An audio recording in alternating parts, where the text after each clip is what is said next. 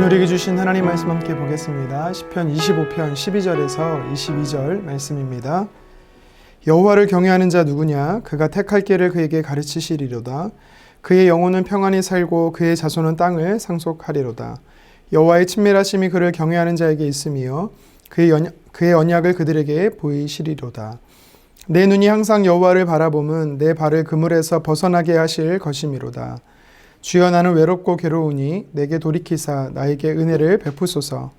내 마음에 근심이 많사오니 나를 고난에서 끌어내소서. 나의 곤고와 환난을 보시고 내 모든 죄를 사하소서. 내 원수를 보소서. 그들의 수가 많고 나를 심히 미워하나이다. 내 영혼을 지켜 나를 구원하소서. 내가 주께 피하오니 수치를 당하지 않게 하소서. 내가 주를 바라오니 성실과 정직으로 나를 보호하소서. 하나님이여, 이스라엘을 그 모든 환난에서 속량하소서. 아멘. 본문의 말씀을 가지고 다시 일어나 달리라, 다시 일어나 달리라 라는 제목으로 말씀 증거하겠습니다. 시편 25편은 다윗이 큰 환난 가운데 있을 때 하나님 앞에 올려드린 기도입니다. 그런데 다윗은요, 큰 고통 가운데 있으면서도 하나님을 향하여 믿음을 잃지 않고 있는 것을 우리가 살펴볼 수가 있죠. 방금 읽은 말씀 앞구절인 11절에 보면은 다윗이 범죄함으로 하나님 앞에 이러한 환난을 당하고 있음을 우리는 알 수 있습니다. 그렇지만 15절에 보면 다윗은 하나님을 향하여 하나님만 바라보겠다라고 표현하고요. 20절에서는 오직 하나님만을 나의 피난처로 삼겠다라는 고백을 합니다. 또 21절에는 간절히 하나님을 기다린다라는 표현을 쓰고 있습니다. 이렇게 다윗의 굳은 의지와 또 모습이 하나님을 향한 간절한 믿음을 표현하고 있는 것입니다. 비록 죄는 지었지만 하나님의 사람으로 다시 어떻게 회복되었는지 우리는 다윗의 모습을 통해 도전을 받게 되는 것이지요. 저와 여러분들도 넘어질 수 있습니다.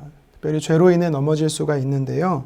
그렇다면 죄로 인해 우리가 환난을 당할 때 어떻게 다윗처럼 다시 일어나서 믿음의 경주를 달릴 수 있을까요? 오뚜기처럼 일어나서 굳건한 믿음으로 살아갈 수 있을까요?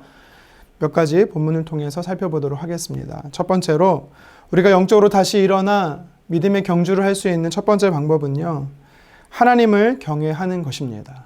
우리가 하나님을 경외할 때 우리는요, 영적인 회복을 경험할 수 있는 것입니다. 12절 말씀입니다. 여호와를 경외하는 자 누구냐? 그가 택할 길을 그에게 가르치시리로다. 아멘. 다윗은 하나님을 경외하는 자가 누구냐라고 물으면서 하나님을 경외하는 자가 누리는 특권에 대해서 오늘 본문 12절부터 15절까지 소개하고 있습니다. 하나님을 경외한다라는 것은요, 하나님을 두려워한다라는 것이지요. 그런데 여기서 말하는 경외함은요, 공포심의 두려움을 하나님께 갖는다라는 뜻이 아닙니다. 공경하는 의미의 두려움을 이야기하는 것이죠. 이것이 바로 경외함입니다. 내 생각과 마음과 그리고 입술의 고백과 삶의 태도적인 면에서 하나님을 인격적으로 경외하는 것, 다윗은 이것을 말하고 있습니다. 이러한 삶의 자세를 가지고 살아갈 때 하나님께서 우리에게 12절부터 15절을 통한 특권을 주셨습니다. 어떤 특권을 누리게 됩니까? 4가지가 있는데요. 먼저는요, 12절 하반절에 보니까 하나님께서 우리에게 택할 길을 가르쳐 주신다라고 말합니다. 택할 길이 있다라는 것은요, 우리가 선택할 수 있는 길이 다양하다라는 것입니다. 대부분 우리는 나에게 유익한 방법을, 길을 택할 것입니다. 그런데 그것이 내게는 유익할 수는 있어도 하나님 앞에는 유익하지 못한, 하나님이 기뻐하시지 않는 길이 될 수 있다라는 것을 우리는 또 알 수 있는 것이지요. 다양성 가운데 하나를 택할 수 있는 자유가 우리에게 있지만 그것이 하나님이 기뻐하시지 않는, 다시 말해 죄가 된다라면 우리는 다윗과 같은 환난을 당할 수밖에 없는 것입니다. 그래서 하나님께서 오늘 말씀하시지요. 하나님을 경외하는 자에게는요, 택해야 할 길을 가르쳐 주신다라는 것입니다. 하나님께서 기뻐하시는 길이 우리 안에 있다라는 것입니다. 저와 여러분들이 하나님을 경외함으로 하나님께서 내게 열어주신 그 길, 하나님이 기뻐하시는 길을 걸어가는 삶이 되기를 주님의 이름으로 축복합니다. 계속해서 하나님을 경외하는 자에게 다윗이 말하는 두 번째 특권이 있습니다. 그것은 뭐냐면 영혼이 평안히 사는 것입니다. 영혼이 평안히 사는 것. 13절 상반절입니다. 그의 영혼은 평안히 살고. 아멘. 하나님을 경외하면 우리의 마음이, 심령이 평안하다라는 것입니다. 육체가 피로하게 되면 쉼을 누리게 되면 회복이 되지요. 그런데 마음이 불편하고 마음이 어려운 상태는요, 육체로 쉰다고 해서 쉬어지는 게 회복되는 것이 아닙니다. 왜냐하면 우리의 마음이 육체를 지배하기 때문이죠. 그래서 우리가 마음이 요동하게 되면 우리가 늘 불안할 수밖에 없는 것입니다. 찬송가 413장 내 평생 가는 길 이 찬양은요, 미국의 이 시카고 무디 장로교회를 섬기고 있었던 장로 우리 스패포드라는 분께서요 작사하신 것입니다. 1873년에 11월 15일인데요. 아내와 또 그 자녀들과 함께 프랑스 여행을 계획하고 있었습니다. 그런데 그때쯤 미국의 시카고에 큰 화재가 일어났습니다. 그 불로 인해서요, 그 교회까지도 전소가 되었는데요. 그래서 장로님이셨던 이 스패포드는 교회 재건을 위해서 이 여행을 함께 하지 못했습니다. 아내와 4명의 자녀들만 여행을 갔던 것이지요. 그런데 여행을 시작한 지 일주일 정도 지나서 대서양을 향해 하던 그 배가 영국 이 철갑선 로키안과 정면 충돌하면서요, 모두 배에 타고 있던 사람들이 다 침몰하게 되었습니다. 다행히 스패포드 장로님의 부인이셨던 분은 이 영국 배 구명정에 의해 구조가 됐지만 4명의 자녀들, 모두 딸들은요 다 침몰해 죽었습니다. 이 비보를 들은 이 스패포드 장로님은 마음이 무너졌던 것이지요. 아내를 데리고 오기 위해서 영국으로 갔습니다. 그리고 영국에서 다시 시카고로 오는 배를 타고 대서양을 건넌 즈음에 배의 선장인 스패포드를 선장실로 불렀습니다. 이렇게 말하는 것입니다. 지금 우리가 가고 있는 이곳이 당신의 자녀들이 침몰한 지역입니다.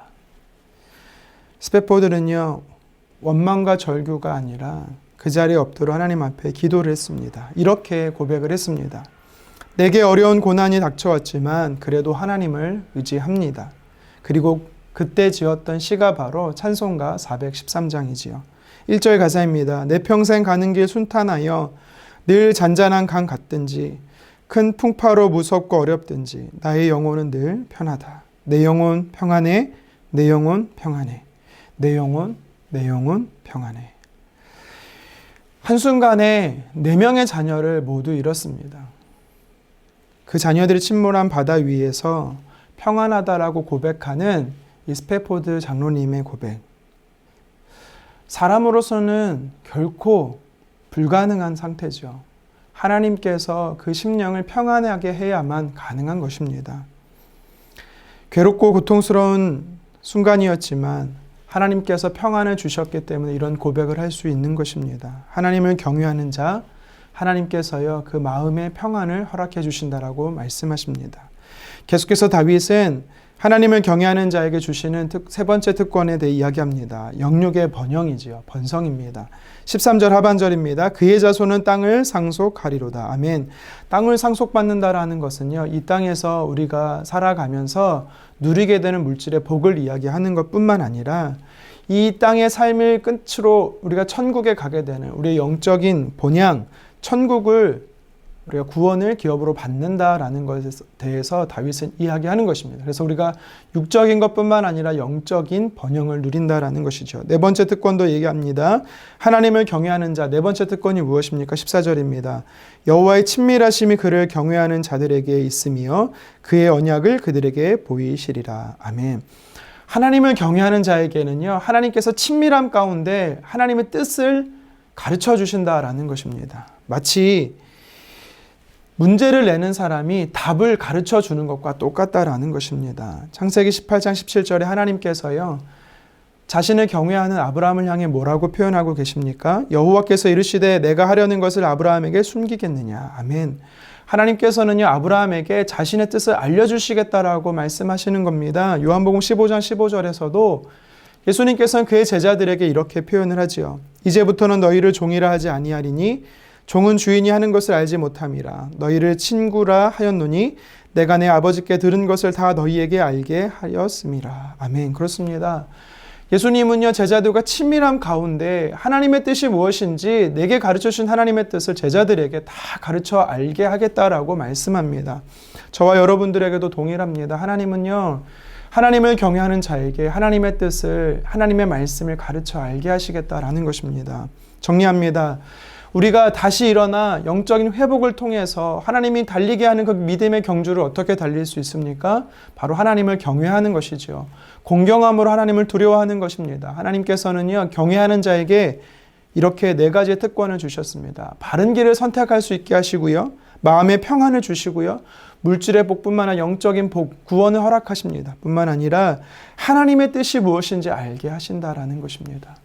이러한 특권을 누림으로 하나님께서 허락하신 믿음의 경주를 달리는 저와 여러분 되기를 주님의 이름으로 축원합니다. 계속해서 다윗은요, 비록 넘어졌지만 다시 일어나서 믿음의 사람으로 경주할 수 있는 비결이 무엇인지 우리에게 도전하고 있습니다. 그것은 바로 하나님께 토로하라입니다. 하나님께 토로하라. 토로한다라는 것은요, 마음에 있는 것들을요, 다 쏟아낸다라는 것입니다. 마음에 있는 응어리를 하나도 남김없이 다 하나님께 아뢰라는 것이지요. 오늘 본문의 말씀을 살펴보면 그는요, 충동적으로 쏟아냈던 것이 아닙니다. 불신으로 쏟아낸 것도 아니고요, 하나님께서 이러한 것들을 이루실까에 대한 의심으로 쏟아냈던 것이 아닙니다. 다시 말하면 전적으로 하나님을 믿고 신뢰하며 의지하며 자기의 마음에 있던 것들을 다 쏟아냈다라고 이야기하는 것이지요. 16절에 뭐라고 말합니까? 괴롭기 때문에 주님 은혜를 베풀어 달라라는 것입니다. 17절에 근심이 많으니 고난에서 끌어달라라는 것입니다. 18절에는요, 공고함을 보시고 내 죄를 사하시고, 19절과 20절에는 나를 미워하는 원수들이 너무 많으니 주께서 나를 지켜주시도록 다윗은 하나님께 토로했던 것입니다. 안 될 거야 라는 믿음 없는 모습이 아닙니다.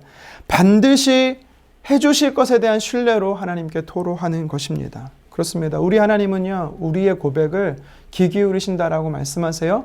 귀 기울이실 뿐만 아니라 그것을 이루신다라고 약속하십니다. 열왕기상 19장에 보면 선지자 엘리야는요, 이세벨에게 쫓기면서 죽고 싶다라고 하나님 앞에 토로했습니다. 예레미야 20장에는 예레미야 선지자가 자신의 지금의 고통이 너무나 괴로우니까 자신의 출생을 저주하며 한탄하며 하나님께 토로하고 있습니다. 사무엘상 1장의 한나는요, 자신이 자녀가 없음으로 인해 하나님 앞에 저주받은 인생이라 하며 괴로워하며 하나님께 토로하고 있습니다.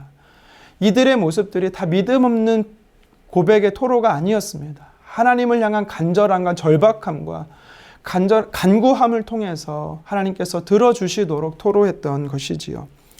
토로하는 그 자녀들 하나님 보십니다. 오늘 본문에도 마찬가지입니다. 다윗이 하나님 앞에 토로했습니다.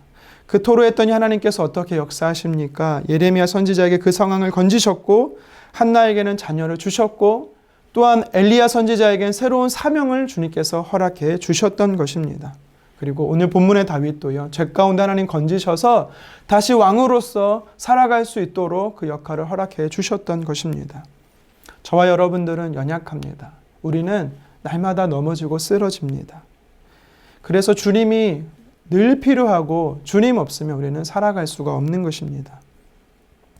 죄로 인해서 쉽게 넘어지고 쓰러지지만 오늘 성경은 우리에게 도전합니다. 다시 일어나 걸어가라라는 것입니다.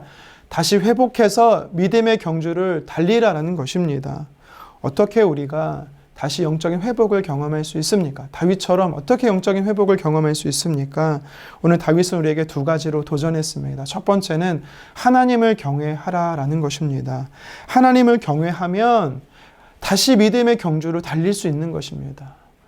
특별히 하나님을 경외하는 자에게 4가지의 특권을 주셨어요. 무엇입니까?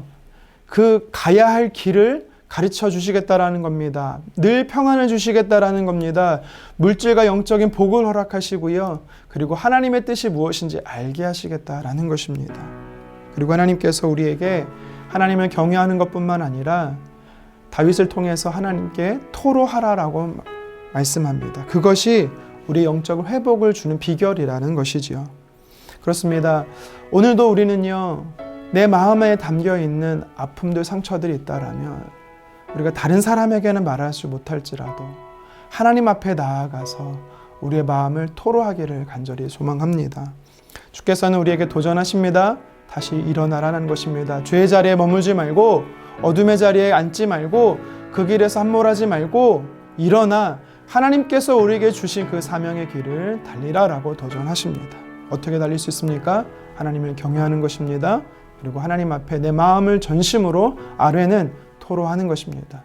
이것을 통해서 저와 여러분들이 매일매일 삶 안에 주님과 동행하며 또 영적인 회복을 통해서 하나님 기쁘시게 하는 삶을 살아드리기를 주님의 이름으로 축원합니다. 기도하겠습니다.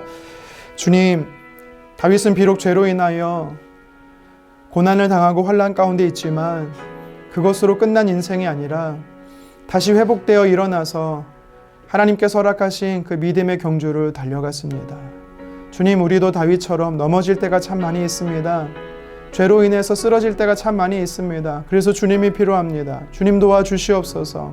주님 내게 찾아와 주셔서 다시 일어나 주님 기뻐하시는 길로 달려가게 도와주십시오.